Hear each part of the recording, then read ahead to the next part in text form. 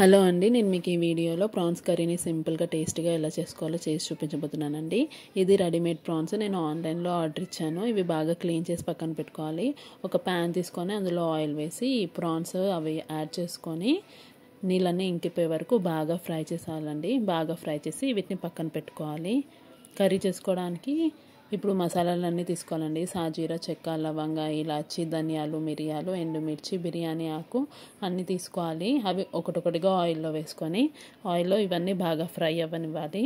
అయిన తర్వాత ఇందులోనే కట్ చేసి పెట్టుకున్న వెల్లుల్లి యాడ్ చేసుకొని అవి కొంచెం ఫ్రై అవ్వగానే అందులోకి ఆనియన్స్ వేసిన తర్వాత ఆనియన్స్ మంచిగా ఫ్రై అవ్వగానే అల్లం వెల్లుల్లి పేస్ట్ వేసుకోవాలి. అల్లం వెల్లుల్లి పేస్ట్ పచ్చివాసన పోయే వరకు వేయించుకొని అందులో టమాటాస్ వేసుకొని టమాటోస్ మెత్తగా మగ్గనివ్వాలి.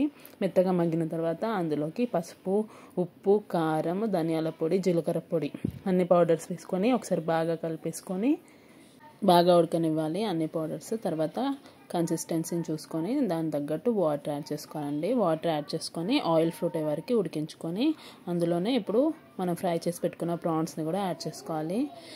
ఈ ప్రాన్స్ యాడ్ చేసుకున్న తర్వాత చిన్న మంట మీద ఒక 10 to 15 మినిట్స్ ఉడికించుకుంటే కర్రీ రెడీ అయిపోతుంది అండి. వేడి వేడి రైస్లోకి చాలా టేస్టీగా ఉంటుంది. ఒకసారి ట్రై చేసి చూడండి. Thank you for watching.